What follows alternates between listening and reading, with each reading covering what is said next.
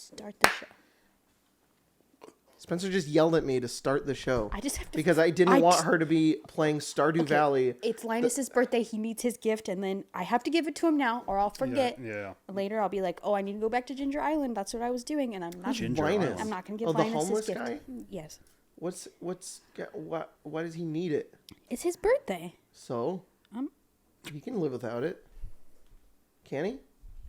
Lives without a lot of other stuff. He needs a gift. Okay. Well, I have a lot of things I want to talk about today. It's the first time that I've, in my notes app, written down all the things that I wanted to have today. Why is he wearing leaves? Because it's wintertime and he's cold. Okay. Craig, do you think you shut the window? Oh, yeah. Thank you. I opened it and then didn't close it, and now we will hear the garbage truck when it shows up. But then we could yell at him. We could be like, "Hey! We love you Just so scream much." at him. So I had a crazy dream last night. Okay, first of all, we're going to talk about Fallout. We watched the first 2 episodes, and I want to scream about it, so we'll get to that. But we got to get all the other stuff out of the way first. Yeah. Like the very important dream I had last night. Yeah, I'd love to hear about it. I had I don't remember a lot of it. What I remember is that if I get a little sleepy, I'll remember it. Hang on. Okay, so we were living with Craig and Mia. Mia and Craig lived all of you guys lived in a house together. Yeah. In our house? So yes, their house is our kitchen, and our living room is also their house. As if you had taken your house and like clipped it into ours. I see. That's what's happening. Okay. I don't know how physically this works at all. Dream space. Yeah. Marcy is not here. I don't know where she is, but she just doesn't exist. And yeah, she's just So pre-baby. Or it's post, like she's grown up and gone. I don't know when this could be.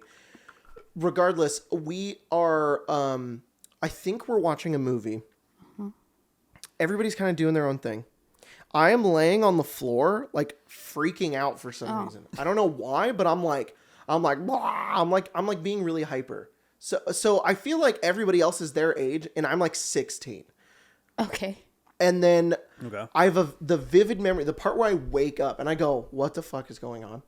Is I sit on like the couch, but it's not our couch. It's like it's actually our old couch. It's the old couch that you guys have that has been shoved into this room. I am sitting on it, and I'm like, "Guys, I don't think I'm okay." And Mia is sitting next to me, grabs my face like this, puts gum in my mouth, and she's like, "Chew that." And I'm like, "What is it?" And she's like, "Shh, shh." She like goes, "Shh, chew it." I'm like, "Okay." And then I do, and then she takes it out of my mouth, and she's like, "That was weed, and now you're gonna feel better." And I'm like, "What the hell? Did I just get forcibly drugged by Mia?" And then I woke up. I was like, I was so baffled. I was like, "What the fuck just happened?" The weed gum. Ooh, anyways, Mia, if you're listening to this episode, don't ever. Why'd you do that? That was weird. Yeah, that's such a fucking sus thing to do. That was strange. Zelda games rock. Zelda games do rock. Is that Spider? Yes. That's terrible. Come on. It's fast. So, I do know Colton and Mia sometimes watch these, and it's funny, but it was strange. That was a strange dream. I don't know what it meant. Yeah. You think it had some spiritual meaning behind it? It could have. I'm interested in the fact that because it's always dream space, right? I like that you knew that we were both there, but not really like active actors in the scene. No. You're just doing your thing. Nor does the plot of my house being part of your house matter in any real consistency. But it is important that it's there because for some reason your brain was like, "This is a fact you have." Yeah. I'm setting the scene. Yeah, exactly. Was Lacey there or? Yes, but I never saw her. You just that's knew. I just knew she was there. Okay. Because I knew that Craig lived in this space, therefore Lacey also lives in this space. Yeah. That's the thing. I knew that Mia was also living. I don't actually know if she was living there or she was just there. So I never, but it didn't matter to my brain. It was just like, this is where I am. Yeah. This is just where I exist right now. That's where I exist right now. Yeah, there was definitely more, and I don't remember a lot of it. But she had weed gum. It was like a Wasn't like an stick edible? of gum, like Well, I guess. like a old, like that comes in like the silver wrappers. Yeah, and I also want to point out, I don't think there was anything like. I think it was I think it was her trying to be like, Jacob, you need to do this. This is like medicinal.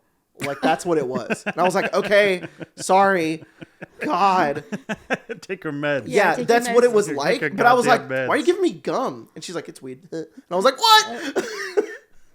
That'd be yeah. interesting, like a nicotine gum, but it's Yeah, it was. I don't know. It It was has just to exist, right? maybe. crazy. I I mean, don't they know. could put that shit in candy. I mean, I feel like they could. Put anything.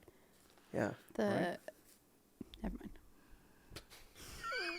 The what? Oh no. The edible I had yesterday tasted really good. Hell yeah, dude. It was good. great. Nice. Good. Kind that I had before, it was kind of gross. It was like, oh Yeah. yeah, that tastes like weed. Oh, gross. The one I had yesterday just tasted like Sour Patch Kids, like the watermelon kind. Winner. But no, me and I have this weird thing going on right now because there's this TikTok message that got sent. Zelda games I rock. explained it on Spelljammer, but I'll explain it on the podcast. Yeah. She sends me a TikTok on Messenger, but our Messenger and our TikTok accounts are linked. So it will also send the TikToks we send each other on our DMs on TikTok, Yeah. but we never look at them there.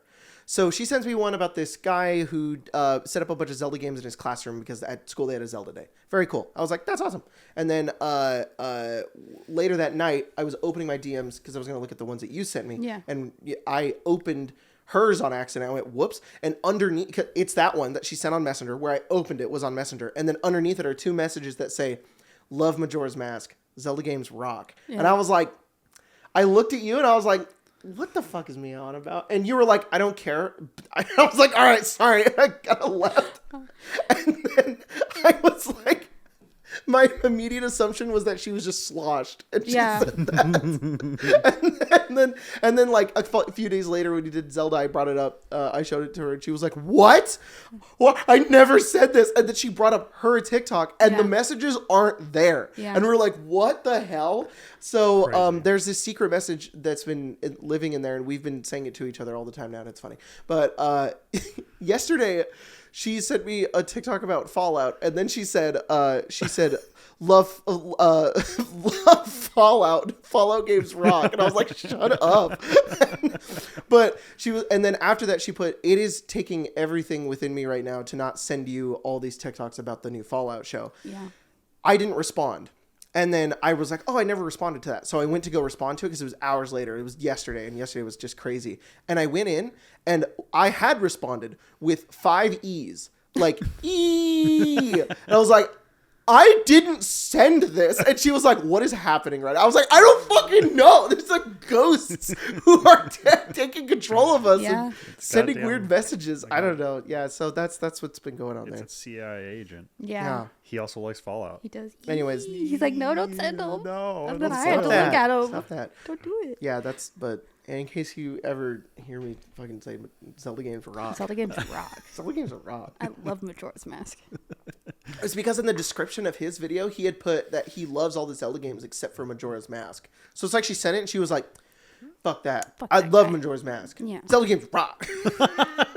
That's like a sloshed me at stage. Yeah. Yeah, it does. It It's does. like I think I've only ever seen her sloshed once, and imagine Yeah. those are the words she would say. that's like me when I'm sloshed. Like I'll send weird shit like Yeah. that. Yeah. You'll get emotional about Majora's Mask. Yeah. Yeah, actually if I'm really drunk, Yeah. it'll be like I think Majora's Mask might be the best game. Yeah. Cause Jack loves it. Like that's how I am. You're very sweet. And if Jack likes it, then I like it. Like that's probably that's what I'd say if I was really drunk, or I'd just be really angry. Like that's stupid. Why would they say that? Anyways, What's on my list? I was gonna say what's next on the list. Spelljammer broke my brain. Okay. I wanted to let you know that that I when we did that red line bit in the middle, and you were explaining all of that stuff, and I went into a catatonic state where I probably should have interacted with you a little more. It's because my brain was shattered, and I was like, oh my god. I saw The Matrix, and I have a lot of Cayman ideas now, and it was insane. It was very cool. I loved it. I just wanted to let you know that. Oh my god! Yeah. I was not sitting there going like, No. I was sitting there like, holy fuck! Yeah. I can tell when you're cooking on some. I can tell that something's changed. It was that was what it was. I was like, oh, something's changed. This is really cool. Sure. I loved the whole game. It was great. Good. That was like the most I've talked during one Spelljammer game because Kevin just got to talk a lot. I was like, I love that we have guests, but there's like a threshold I want to get to in a Mars arc that's going to give. I hope. Oh, I would like because it's not up to me, of course, but I want to give Kim the ability to speak pretty quickly because I do miss that part of interaction that Jacob brings to the table. We just don't have access to right now, which I mean, it's part of his character, of course, but I think it'd be nice to get over that at some point to allow those kind of conversations because there's a lot of really cool things that he can. I mean, last Saturday was a great example of what he can say and the point of view he has that is uniquely to him.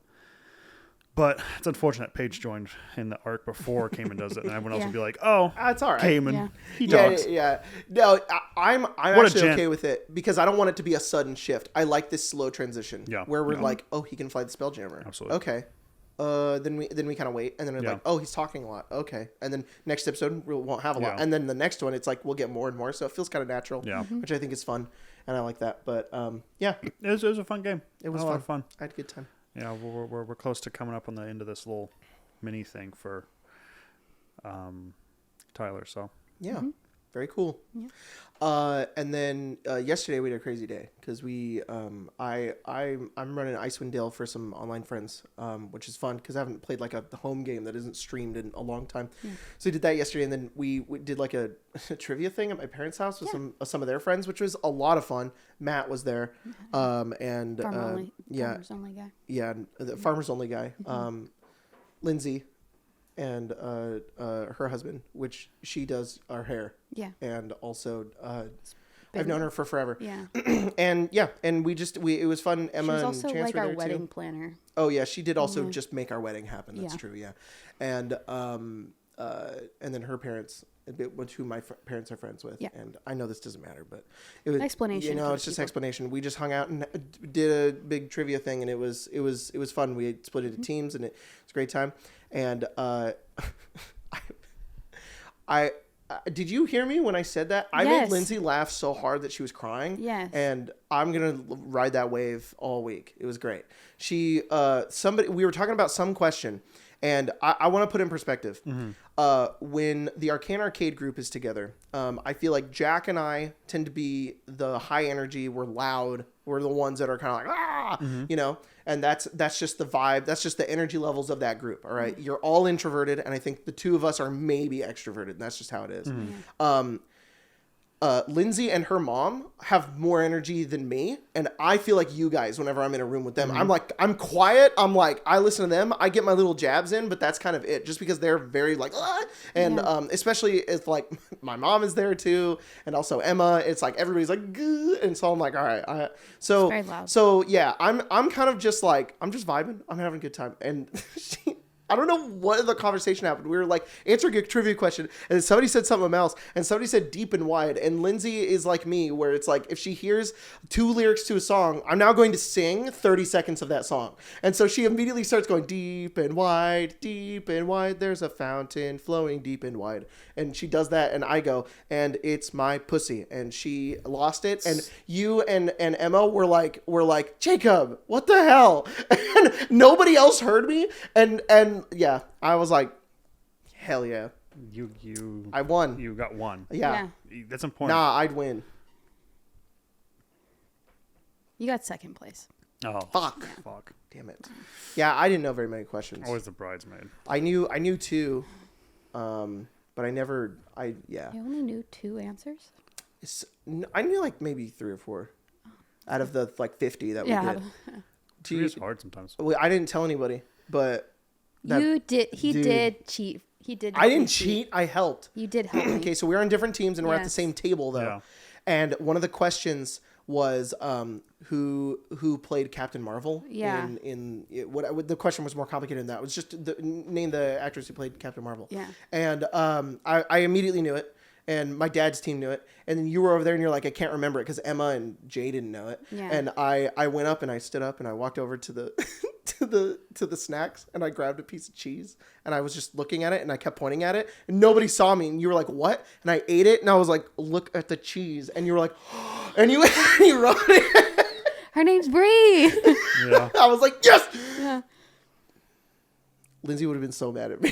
She would have. You guys still beat us. So. Oh yeah. I mean, by like what, 5 points? Yeah. And then my dad and crushed Phil everybody. and Matt were on one team and they got like That. Yeah. 10 and more Your points. dad than and us. Matt being on the same team. That was bad. That was bad. That was a horrible team up. They can probably recite the entire Declaration of Independence if they were in the same room together and they just put their brains together. Just by thinking about it. Yeah, just by thinking about it. Their sheer power. They would be. You can ask them any question. Matt's those two ability people, to just pull things out of his ass is insane.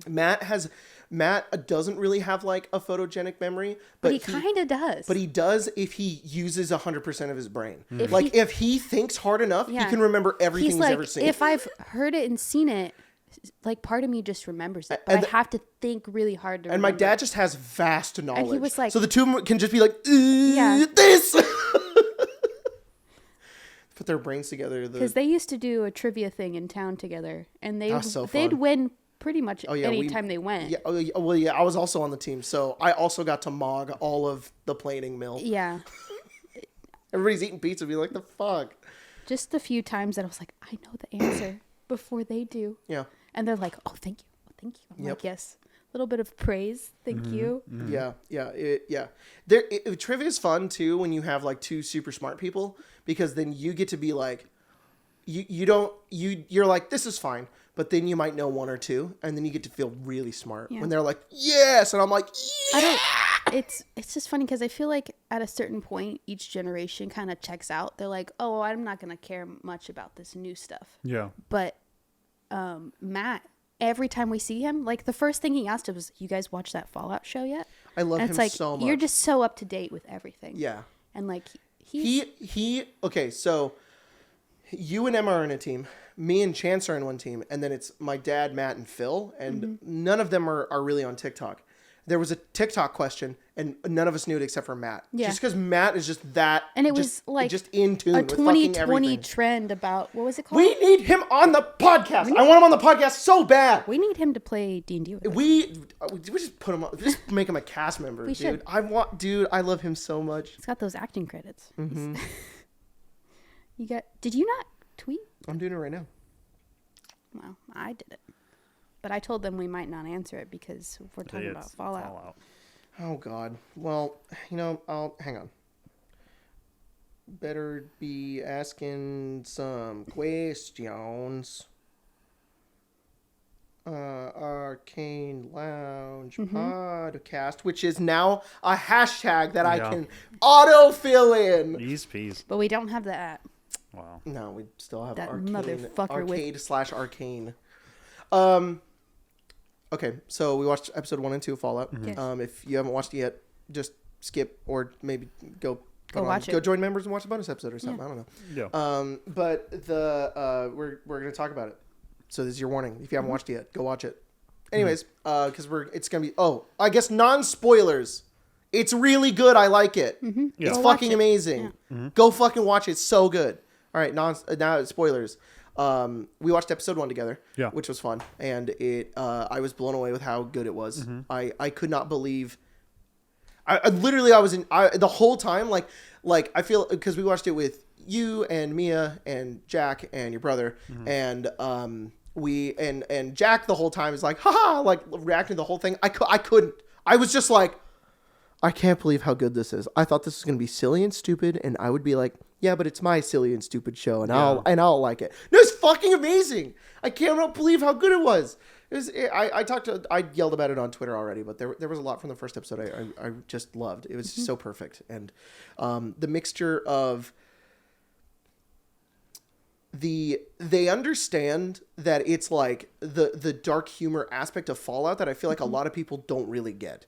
So Fallout has a very vast community who all really like. It's funny how all of us, I feel like the majority of this fandom really likes the base material. And there's a lot of people in the New Vegas camp who are like, no, I only like New Vegas, or I only like Fallout 1 and 2. But at its core, I think most Fallout fans, enjoyers, are like, yeah, but all of them are pretty good. You know, yeah, maybe I don't like 3, but there's still parts of 3 that are good. Yeah. And so there's this respect to like the source material that I feel like a lot of the community really has. And I don't think anybody was expecting that we were going to get that level of commitment in the show. Yeah. And not only do we get that level of commitment, it goes the extra mile and adds more on top of it. Fucking awesome. It's so cool. Especially episode 2. At the very beginning, where we watched this one last night. We didn't watch it together, so now we get to talk about it for the first time. Which is, I love the conversation that the scientist guy has with Lucy when she wakes up in the middle of the night, and he talks about how the roaches evolved. Yeah. And he's like, "Are you going to do the same?" And I was like, I literally, like, then I turned to you and I was like, "Holy shit, they fucking get it! Oh my god, this is amazing." The fact that within 2 episodes they're able to nail the core theme and concept of Fallout as a whole, which is clinging to the past and evolution.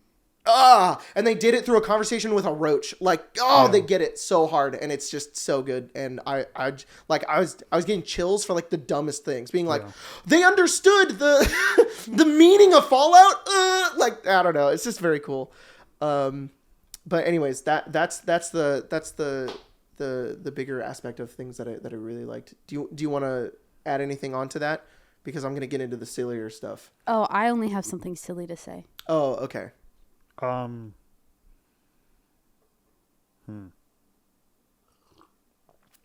I guess I'm not. Yeah, I think I have a lot of silly stuff. I was surprised. Maybe I shouldn't be, considering like we haven't really looked at the ratings of it all, and this isn't like a critique. It's like actually kind of a point I really like. I was surprised the level of violence. Yes. Because I think there's a lot of shows, and maybe even like Amazon Prime, just a lot of fucking like streaming shows are just kind of fucking, like, combat's just kind of stupid. Yes. Like, I just see one guy get winged in a fucking shoulder and goes flying around, I just don't care. Yeah. Like, sure, it's whatever. I feel like those kind of combats, like, they fill time, and they don't really seem to have a lot of weight to it. And largely, the second episode is a lot of like one combat towards the tail end, and every instance feels like it's heavy. Yes. And I feel like it's pretty cool. They've set stakes and I was really surprised well. how fucking violent it was. Yeah. And how I don't want to say gun shy or the un-gun shy they are about showing it. Yeah. Several times. Yeah. And you know, again, just to like reiterate the point that I had just said, like, that's so in line. Oh, like, yeah. Because I mean, literally the first games, like Fallout 1 and 2, you had animations where people were literally exploding. Like, it is horrific, that game. And it's just another element of like, I would have understood if they didn't do it, or they could have.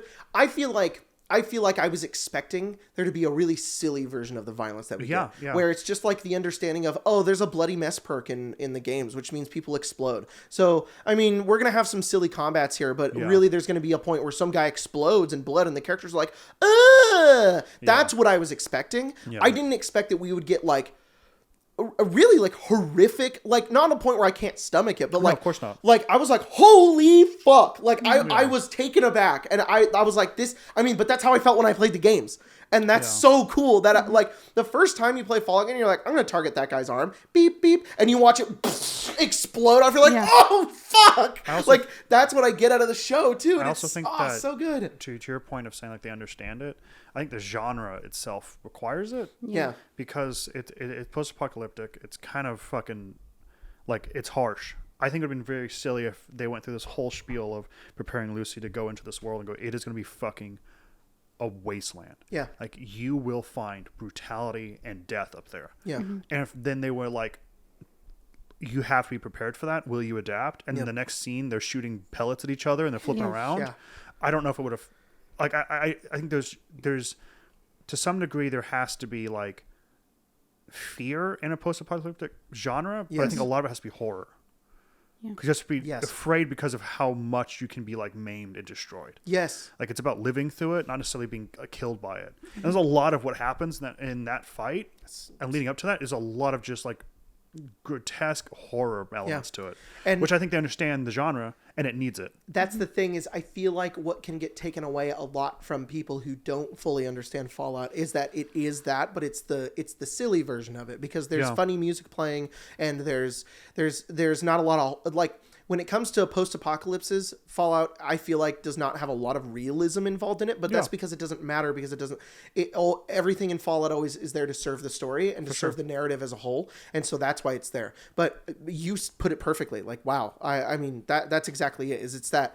It's the juxtaposition of why Fallout is so good. Yeah. The moment in the first episode when we just watched like 3 vault dwellers get horrifically killed, and you turn and you see that sign of the vault boy being like, "Don't lose your head." It's like that's it. That's exactly it. Yeah. It's the mixture of like of watching a lady get her eye stabbed out and then watching another guy drown in a pickle bucket. Like that's exactly what it is. I think there's also like it's hard because I think the 45-minute conversation, right? I think if I was given enough time to really sit with it, I think there's probably a statement that can be made about Fallout itself is uniquely set up to explain a lot of concepts. Mm-hmm. But I think one that it really hammers home a lot is that the past being like Vault Tech and how the past works, and to some degree it's a statement on how our country runs this kind of thing. Yes.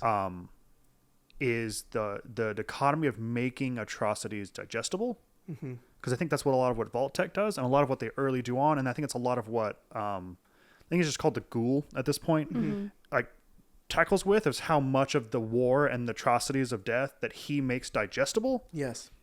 So you have these things where the bombs are dropping. You have the cute little Vault Boy mascot, right? You have all these things happening where these people are living this American dream, quote unquote, in a vault, and then they're viciously attacked.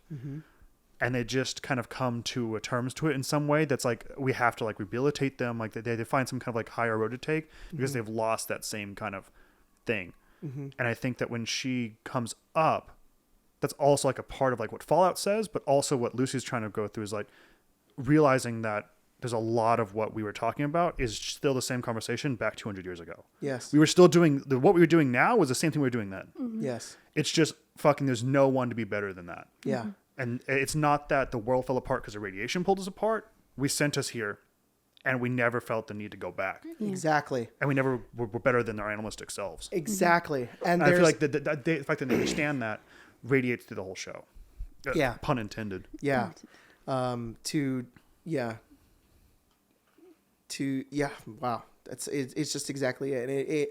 I get that we're going to see a mimic of it from the story of Fallout 1, where the Vault Dweller goes out and has to help the Vault by getting the purification chip, and then ultimately it ends with the Overseer being like, "Thank you, you're our savior. You've helped us, but you have to leave because you are you're different. Yeah, you're a completely different being." But there's a sense of pride with that in the story, in the sense of Fallout. Something that I always take away with it is that, like, you know, you're clinging so hard to this thing in the past that you want to be so badly, that you would go to any lengths to like preserve that. Yeah. And in that you become changed and you can no longer have this. Yeah. But you're this now and you can be proud of that. That's I also like my favorite thing. The symbolism and the use of like radiation for it because it's invisible. It's constant and it's slow, ever changing, and you mutate from it, and you don't even realize you're doing it until it's happening. Yeah. So it's this thing about like, I do like that, and the fact that I understand that is cool. Yeah, because that's the whole point. Is that exactly that point to the Fallout 1? The person left bettered themselves, but didn't realize how much of themselves they had to like lop off and change, and mutated, and then came back and realized I can't exist in this space anymore. So good. It's good. That guy fucks a chicken. There we go. Man, I'm talking about goofy shit. We had to pause. And he was like, what did he say? He just said, like, he fucked my chickens? Yeah. We had to pause. I was laughing so hard. I was like, I can't handle this. Like, I can't handle how good sorry, this sir. is. He was just fucking my chicken. He was just fucking my chicken. He calls him a fascist. Yeah. And then later he's in the show. He's like, I sell foot healing serums. Yeah. I like serums that heal a whole foot back. Yeah. They're just ignoring him. Yeah. And you were like, I turned to you and you were like, that guy fucks chickens and sells potions. And I also loved that fucking random dude who's just growing tomatoes and he's just out there with his hat and he's like, yeah, well, I put sand in it. It's not working. What was the name of that guy who's turning into a ghoul in our game in Fallout 0? I can't remember what his name Rick? is. Rick and his brother, that guy with the hat who couldn't get, that's exactly like it. And tried putting water in it? Uh-huh. It wasn't working. I fucking love that so much. They just put random, stupid dumbasses in. I love random, stupid idiots. Yeah, he's like, this could all be yours. I won't be around much longer. You sure? You sure you don't want to stay? You have to be that late, put up with me that long. Oh my god. Yeah. I love that, this like scientist guy. He goes through all of this stuff. He gets his leg shot off by the ghoul. I love that he got his leg shot off. He gets it put back on, like the mechanical one, which is so spooky. I hated that whole literally part. instantly. It was disgusting. Like the ghoul is like bam, and his leg is like. No, that was fine. that was cool. But when the shopkeep is like putting that thing. Oh yeah, the fucking meat grinder on his on his leg. Oh, crazy. She missed that bucket too. Yeah, she had a lot. You were dying laughing at when he shot that guy who took like 5 minutes to die. Dude, he went over and he ate tomatoes and he said, I offer you a cherry tomato, but you got a hole in your neck. You lost it. Because he shoots that guy. You see him fall. He's like struggling to breathe. And then it cuts away. And then later he's back there and he's like, oh, hey. He's still up. Not to be like. And you watch that guy slowly die. Yeah. Not to be like facetious or anything. Yeah. But like, it's just so like our humor, like our game. Like that's what I kept watching it when I was thinking. I was like, this is not just our Fallout game. Yeah. This is also Icewind Dale. Like this is just so that's why I was like, I can't fucking handle this because it's just so perfect and I love it so much. But they leave. He goes with Lucy. He has his little metal leg. Yeah. And then he gets to that spot. He's like, all right, we'll camp here. By the way, I'm not going to make it. And she's like, oh, don't say that. And he's like, no, I've taken a cyanide pill. I've just killed myself. Yeah. I will be dying here. I don't know why they didn't offer it more as an option. Oh, yeah. He's like, I don't know why this wasn't more popular. So good. This is a good one, I think. Yeah. So good. Man, yeah. That's a perfect thing I was talking about. They make the horror fucking literally digestible. Yes. So like even that subject of taking your own life is digestible. Yeah. And it comes with a banana aftertaste. It tastes like a banana. Mm-hmm. Mm-hmm. It's perfect. Yeah. It's just so good. Crazy. God, I love it so much. How much she's just like, fuck it, we ball. All right. Like, I have so many questions too. Like I'm just like, man, there's got to be some crazy. I'm a little worried. I'm a little worried that there's going to be no reason as to why he needed to die. But I'm sure they're going to explain it. I have trust. I have a lot of trust in the show right now. I know, but like, why did he need to die? Because I think he was going to die anyway. Yeah, I think he knew he was going to bleed to death. Oh, okay. Rather than bleed to death, he was like, this pill's going to make me die in like a minute or two. It'd be peaceful. It'd be nicer. Yeah. I won't die to my leg. That makes sense. There's so much little attention to detail too. There was when they got to Philly and there was the sign. It said like stingwing meat on it. Yeah. There were some dudes that walked by. To me, they looked like cons, like great cons, even though they're probably all dead. But there was a, at least for me, somebody who knows who they are, or like anybody who knows who they are. I saw the horns and I was like, that's cool as shit. That looks like great cons. There was this. You noticed the satellite that they were sitting up against, where the scientist guy dies, has a Soviet Union like emblem on it. I was like, that's so great. It was nice to see actors that weren't, because this is my problem with also Star Wars stuff, especially anything that try and do seedy Star Wars. Everyone's hot, no one's dirty, and clothes are brand new. Yes, everything in this show. Sometimes you still get that. Yeah, like some of the people could be a little more fucking. They look a little ridiculous. Sure. Like some look like they're wearing like a fucking laundry basket on their head. But the majority of them all look fucking disheveled and fucked. Yeah. And it's not like, I think Mandalorian season 3 had a lot of that for me. Yeah. It was like we're in this cowboy hardened world. And you're like, that's just that guy has that's perfect teeth. Guy. Yeah, somebody's fucking dressing these people. Yeah. Yeah. And it ain't fucking them. Yeah. Where are you washing your clothes? Yeah. Thank God they're dirty. Yeah. Me too. Yeah. I love how gross everything looked. When we first like are walking when they're walking into Philly and there's all the piles of junk everywhere, I was like, oh my God, this reminds me of Junktown. And then when they go into the town, I was like, oh my God, now it's like reminding me of Megaton. Yeah. Oh my God, this is so cool. The only person besides Lucy who has like nice things is the scientist, but it's like he lived in like a facility. Yeah. Like it just makes sense. He just makes sense. I know. He's got healthcare probably. I can't. I told you. I told you I was like, I can't explain it. I can't explain why. I really can't. I know that Jordan loved those two old ladies. Yeah. I know he the loved shopkeepers. them. They were just in the vibe of like a Jordan character to me. Just I don't know why. It. Yeah. So I don't know. I was fucking. I had to rewind when the very beginning of that episode when we meet. Fuck, I don't know what his name is. Witzel. Yeah, that he's guy. dead. It don't matter. Yeah. Where they're throwing the puppies in the inferno. Oh my God. Yeah.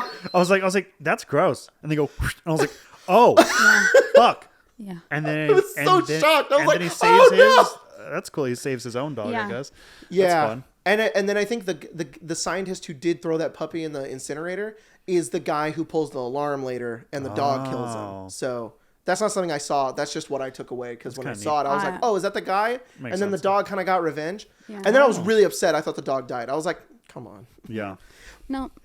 But instead, they did one better. They went, remember all the times dog meat in Fallout 3 and 4 got shot to shit and still came back with a stim pack?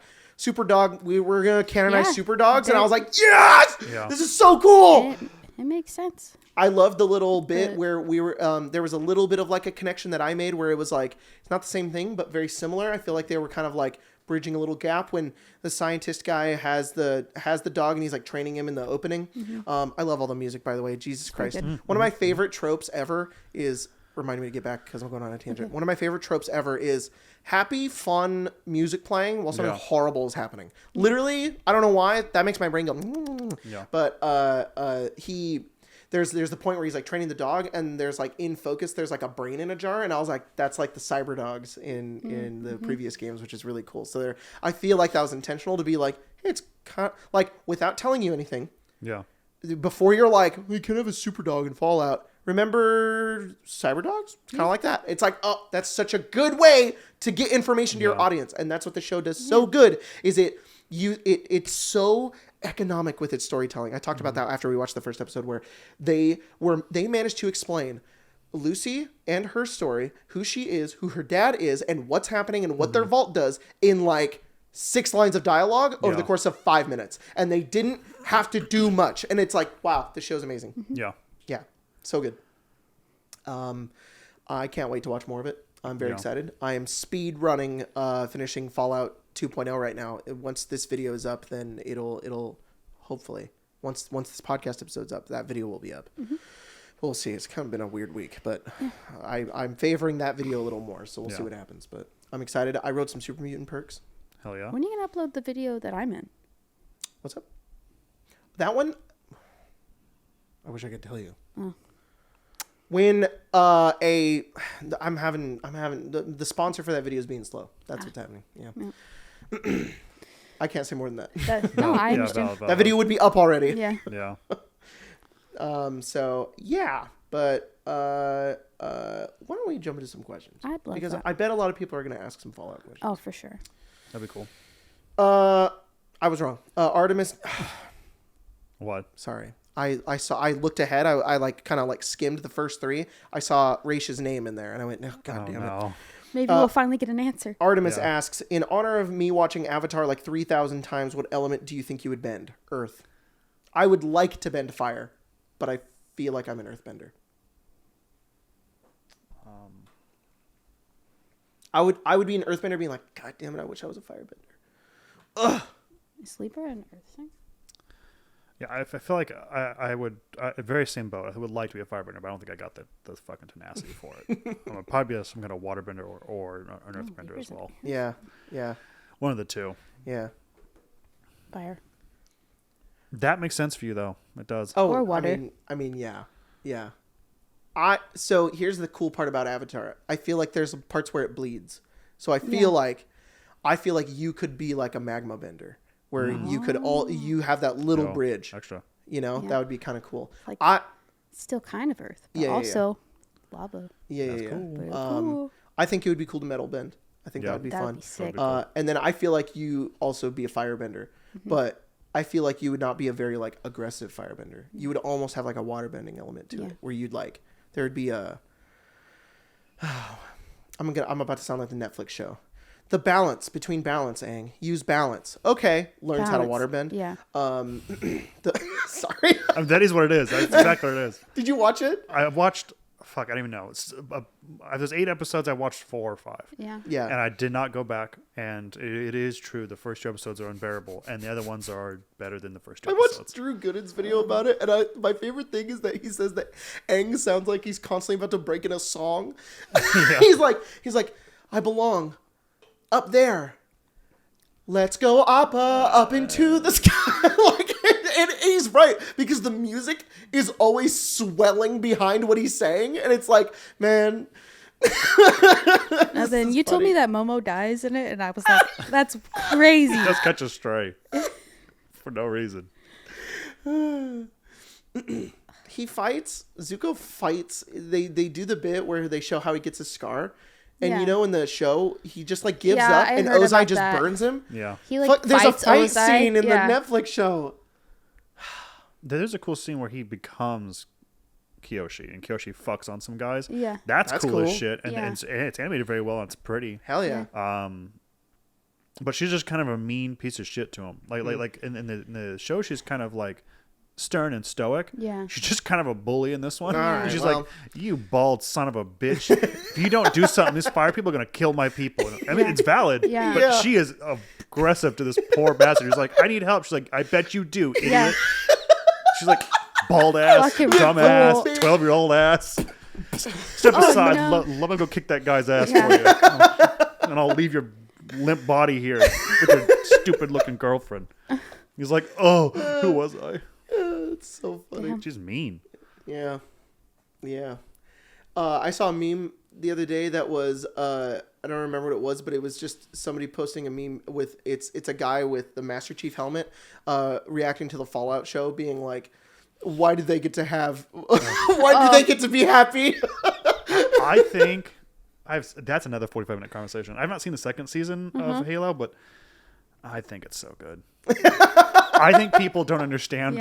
I think they don't understand Halo worth a damn. If anyone's like this, because there's parts of it that are bad for sure. But I think if people like really liked Halo, they totally get it and go like, no, this tracks.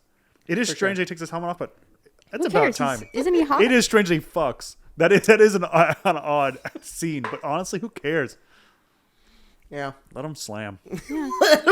let him slam and cause the fall of Reach. Yeah, the man's fucking 6'7", yoked. Why hide it? Oh God. Albert asks, last time I asked for realsies, is Raish a grower or a shower? All right. I need a clarification here. About really strange character things you need. What's their favorite color? Do they have eczema? Yeah. Yeah. We need to make this. We need to make a useless character trait. It's fucking worthless. Stupid shit. I'm keeping track now. Yeah. You keep track of bald people too. Yeah. There's a surprising amount of them in the first 2 episodes. Bald. Yeah, bald ass motherfucker. I mean, every good story starts with at least 10 bald people. That's what I was told. There's a 0.5 in there. Yeah, there's a 0.5 in there. Yeah. You said that he didn't have the top, but he had the sides. Sides, which counts. Who? Oh, some guy, random man. Right. Yeah, I mean, once we get his name, we just put bald. But yeah, I don't bald. He's bald. I diagnose you with bald. Yeah. Sorry, Gromp Lover asks. Oh no! You want to say something about whether or not he was a grower or a shower? Grower or a shower? So I gotta be honest. I've heard that so many times. I don't actually think I understand what that means. I think I do understand. I think I'm halfway there. Okay. Yeah. Do you want to take this one, or do you want me to? You go ahead. Okay.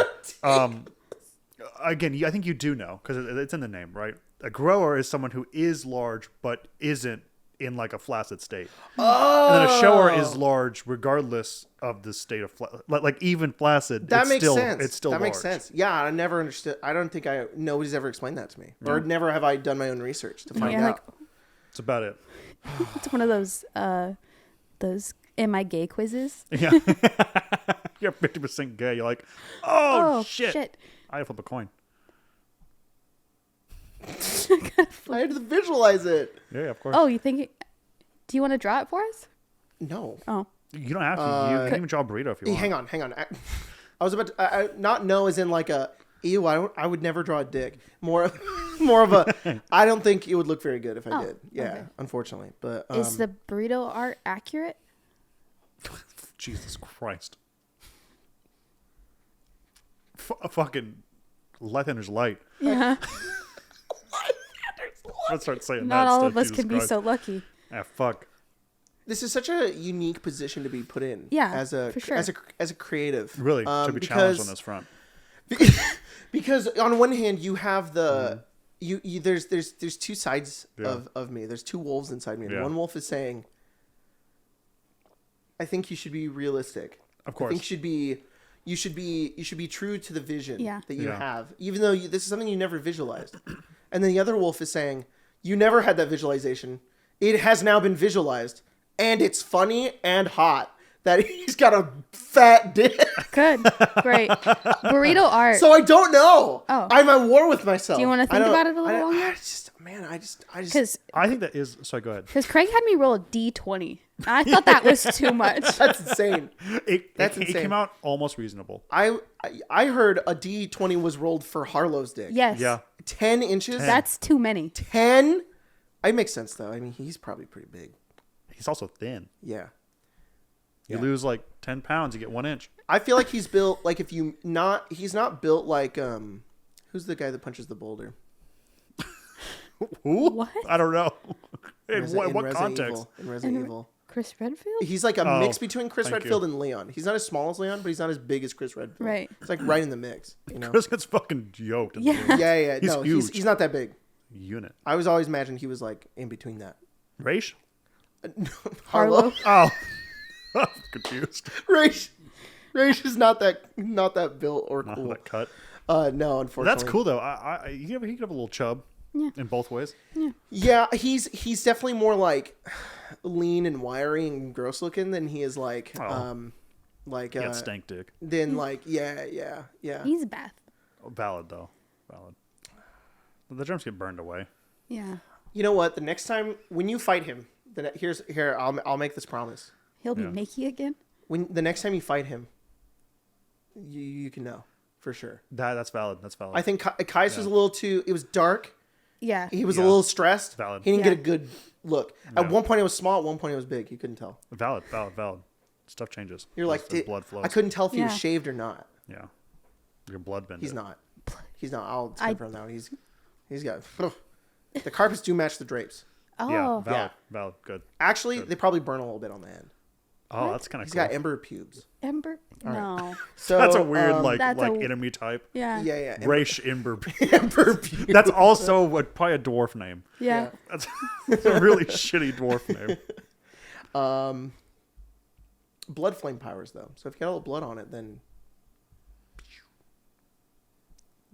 Gromp Lover asks, I'm running a 5e campaign about a Phyrexian invasion on the Sword Coast. Whoa! What monsters and characters would you put into the game? I'm using a Phyrexian Obliterator soon. That's crazy cool. I'm all about this, but I want to make sure everyone should preface that this is the kind of conversation we have, and we have to have this kind of conversation. Yeah. So I don't really know if you need our advice, considering that well, we are experts, but the two conversations... You should have Jin Gitaxias and you should have a fat dick. That's what we think. I just want you to preface this. I like the plague rats. I think you should have a bunch of mites and cool. plague rats, and it's just like, one, that's not that bad. Oh, that's 1,000. Yeah. That's what I would do. I'd be like, oh fuck. Yeah. That's very cool. Living statue of Waterdeep. A bunch of plague rats get in there. Oh my god. Womp. It's terrible. Or It breaks and they all start falling out. What's the name of the lady who controls those? Just take her over, and then you got Vajra. Yeah. The Black Staff of Waterdeep. Yeah. Because I mean, if you have the Black Staff, then you can control them. Yeah. But she's Phyrexian. Those guys are stomping. Yeah, that would be bad. Yeah. That'd be really bad if she got corrupted in some way. Yeah.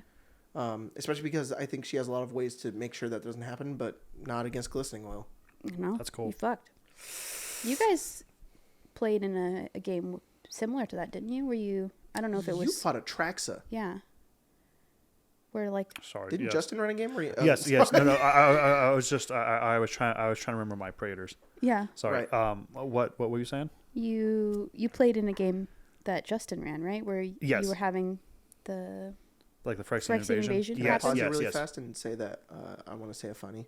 Yeah. I'm now imagining you were like trying to remember my Praetors, and you were like, right, Shieldred, Elesh Norn, Jin, Vorinclex, and then it got to Urabrask, and all that was in your brain was the one where he's tied up and he's on the ground, and you were like, Urabrask. That's his hog. Why is he built like that? He is built like that and strange.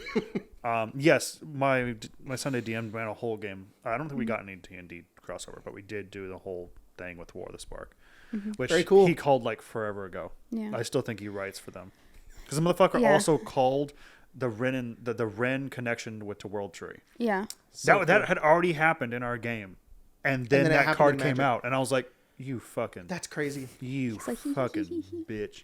I know what you're doing.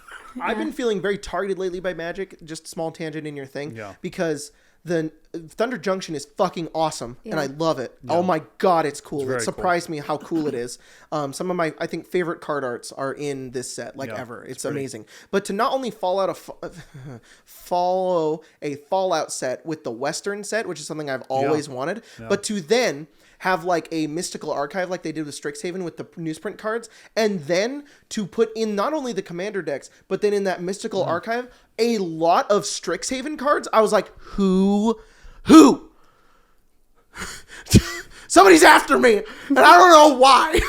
And it's weird, and maybe I'm just a Magic normie, and I like the thing everybody else likes, but I feel like the love for Strixhaven is like pretty small. Yeah. But like, there's not just like Crackle with power. There's some like cards that aren't even that good, and they're like, put it in Thunder Junction, and I'm like,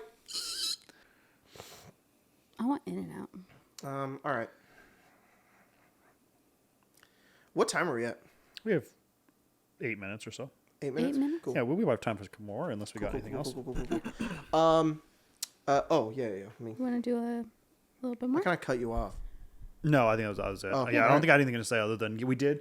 He was very cool, and we did fight not all the players, but a large portion of them. They were pretty cool. Mm-hmm. They're cool. They're cool fucking people to have. And I would say that my DM play had a very hard time finding conversion stuff, and there was only really one set that had Phyrexian art, and even then, half of it was like mirrored in at a time. So there wasn't a lot of like Magic art to pull from. Now we have so much Phyrexian stuff, so I bet you can go all kinds of hog wild. I would, as a DM, spend like 30 minutes, make yourself a snack, and then just go through like a visual spoil guide and look through all the art. And I guarantee you one of those pieces of art is going to be like you. You've been doing stuff with the Phyrexians. You got stat blocks somewhere? There's a homebrew one. I talked about it last episode. Oh. Hell Go watch last episode. I talked about, was it the bonus episode? I don't know. Oh, I don't know. I don't remember. Do you know who makes it? You can just say it again real quick. Yeah. Let me find it. Okay. There's all kinds of resources now. Yeah. Especially right now. All kinds of stuff. I mean, Christ, we have 3 D&D books that are Magic themed. Must be something there. It's called the Plane Shifted Guide to Phyrexia for 5e. It's on Reddit. It's also on GM Binder, and there's also a PDF link for it on the Reddit post. It's by u/lettereephesus. Lettereephesus. And it's very good. I like it a lot. That's great. Go check it out. All right. We're going to speed through some questions because I read a few. There's some that are pretty good and some that are very stupid. Sure. And a lot of them have a dumb meme associated with it. Like this one from Tranium, which says, do y'all typically choose sides on the sci-fi versus fantasy / Okay, hang on. Do y'all typically choose sides on the sci-fi versus fantasy / science fantasy spectrum? Because I saw that one tweet calling them Kiki and Booba, and it's been living in my mind rent-free. Okay, there's a lot going on here, but you do need to see the unrelated pic, which is This is for everybody who listens to us via audio, which is the point because it's a podcast. It's a picture of Ryan Gosling in a very white room in the corner of the screen with his face cut off, kind of. And he's wearing glasses, and he looks very intuitive, very stoic. And it looks like there's a quote right next to his face. And it says, "Hey, girl," but the rest of it is colored out in white, like in the markup. And it says, in big text, "I mean they." Oh, I see. Okay. Anyways, okay, so then the Kiki Booba thing. So there is a... What the fuck? Thank you for explaining that. I don't know what the fuck that is. Kiki and Booba are shapes. They're shapes, sort of. Shapes? There's a scientific... I don't know if it's scientific. It's just a little fun thing to do where there's these... They go... It's a meme, kind of, where it's like, associate the name with a picture. Yeah. And there's two shapes. One of the shapes is really spiky. That's and Kiki. the other shape... No. Yes. That's not the point of the thing, dude. The point is that you associate it.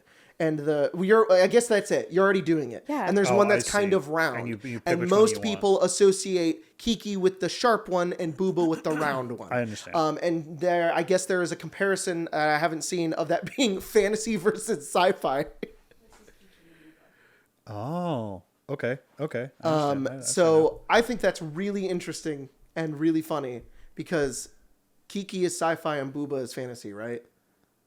Yeah. Wait, is a question which is which in the genre? So or what they're doing do we participate in trying to identify is fantasy one or like is asking us? I think they're asking if we choose sides on the spectrum, and then they added on.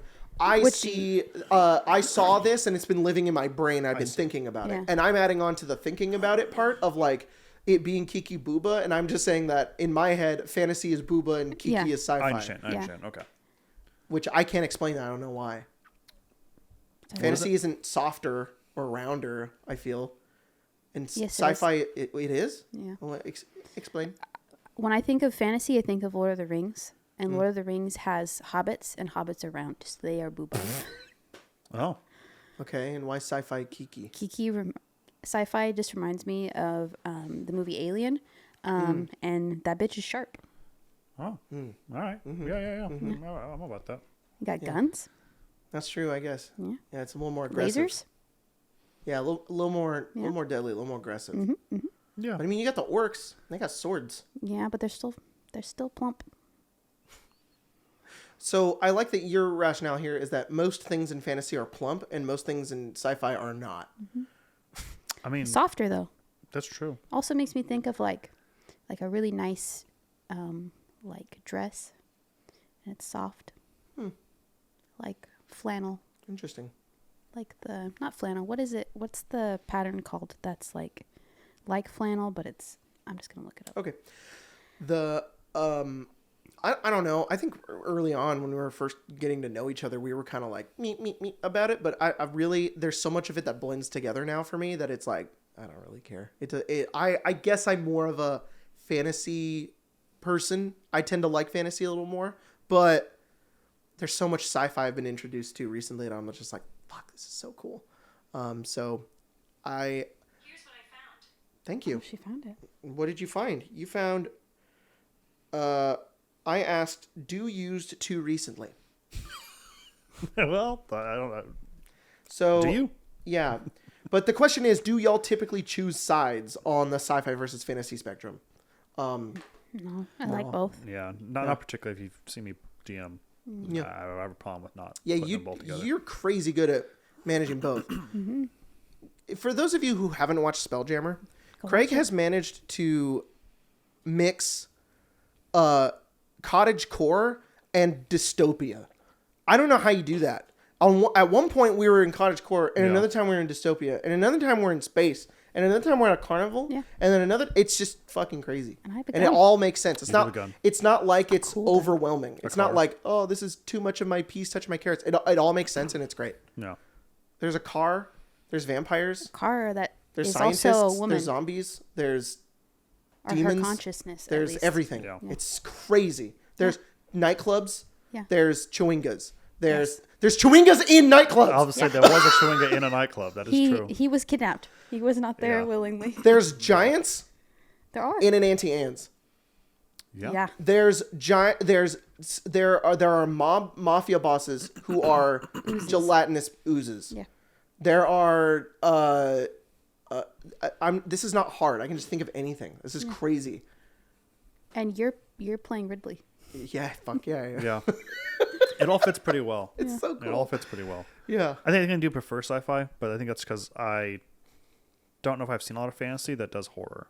Yeah. Yeah. I think there's a lot of spots that I haven't been able to really like DM my specialty, and I think I could do. I do horror very well. Mm-hmm. I think about like that first time you guys were. I don't know if it's the first time, but the first couple times where you guys were at my house, and then we were setting with like a large city. Mm-hmm. You guys were talking about like the Dark Soul nights or whatever. Yeah. Oh, so good. I really like being in like a horror scene, but it's Spellrunner's moving so fast. It's hard to as a DM hard to make it spooky. It is so fun to put your players in a horror scenario and be in that because you also get put in it too.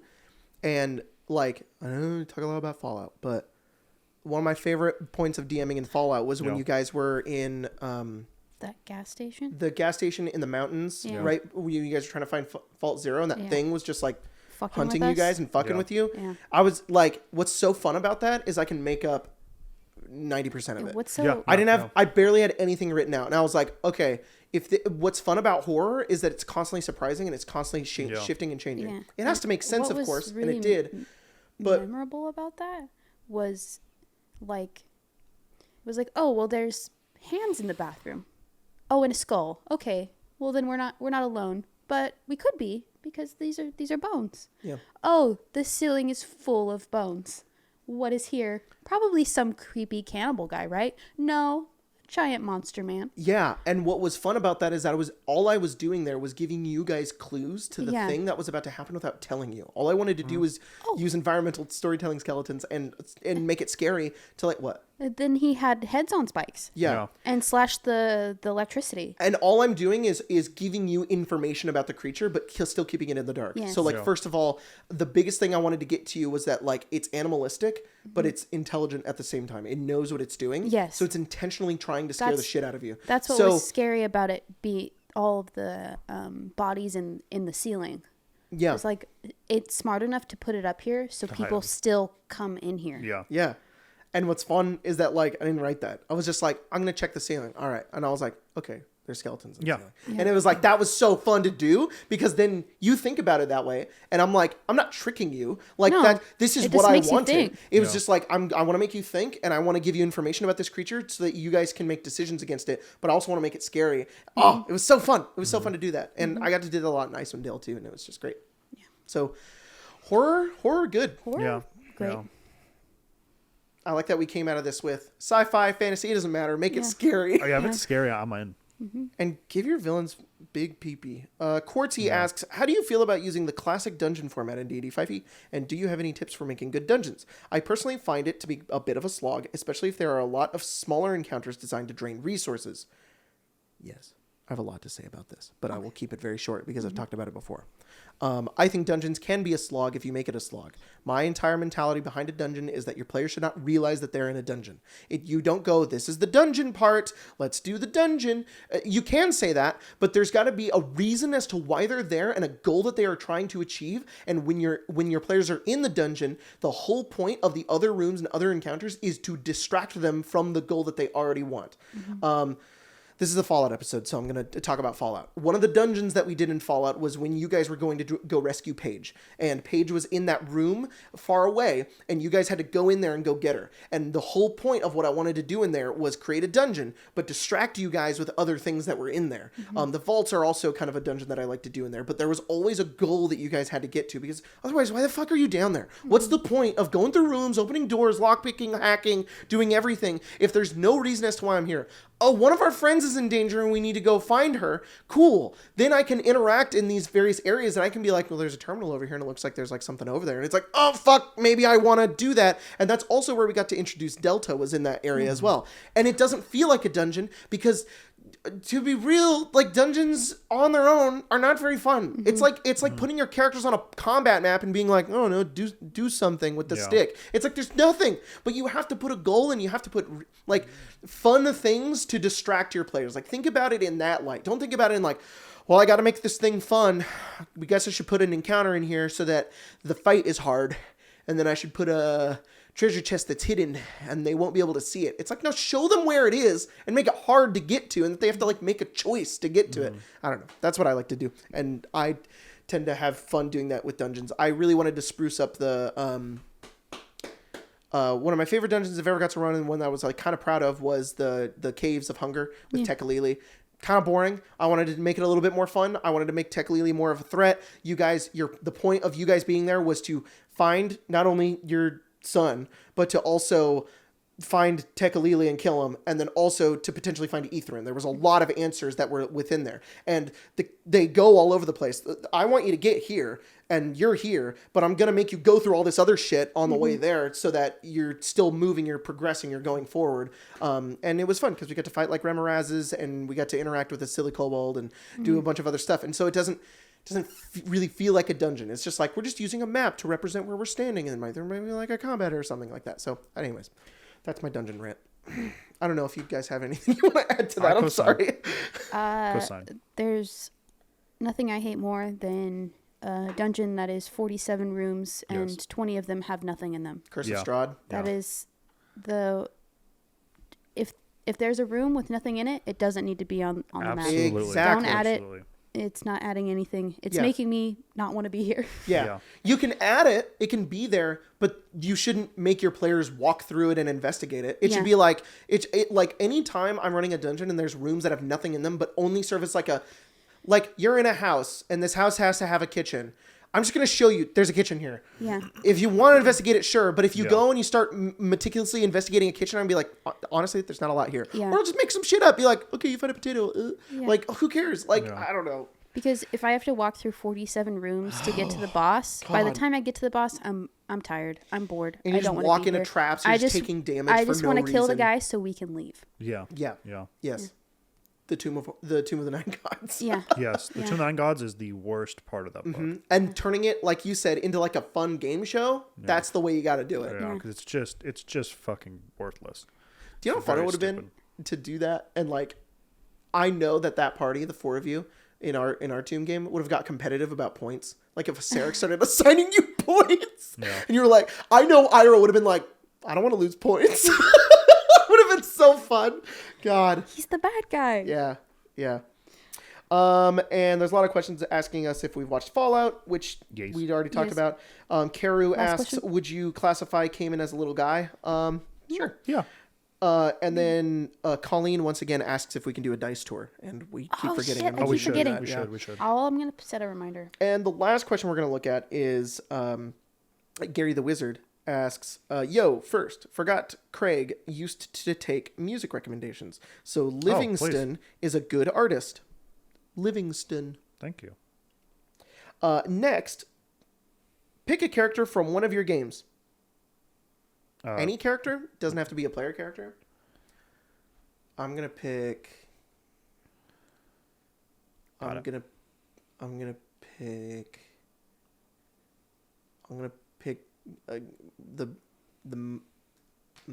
this is hard.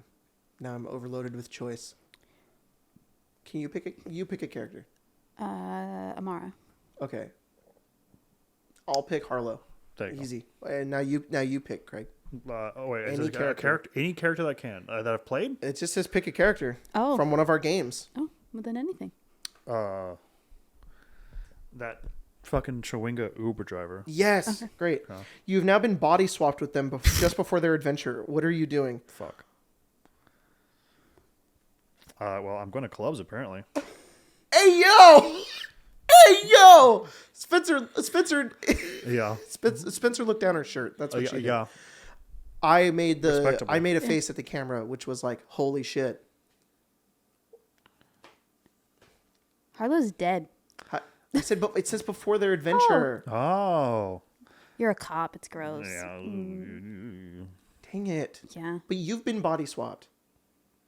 Oh. So it's you in Amara's body. Yeah. And it's me in Harlow's body. Hey. You got it.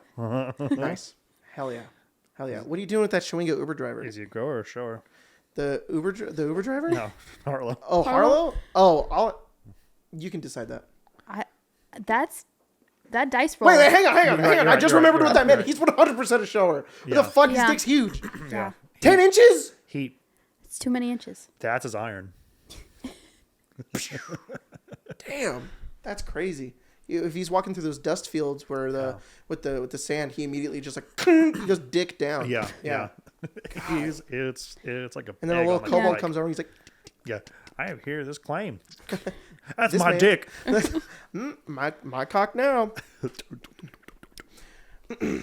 What are you doing? What are you doing? You're a chewinga now. You know that scene in Avatar where they jump and they have to connect their weird like hair nerves to that thing? Yeah. That's probably what he's doing, to jump onto that guppy so he can ride it.